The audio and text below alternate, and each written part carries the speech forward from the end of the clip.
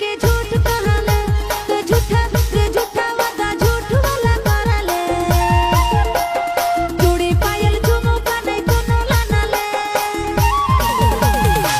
ए रानी बात के मोर मान है किसको है हमर जान साड़ी चूड़ी पायल है के छोटा मोटा चीज सोना के गहना दे बुदे दे गो किस साड़ी चूड़ी पायल है के छोटा मोटा चीज सोना के गहना दे बुदे दे गो किस और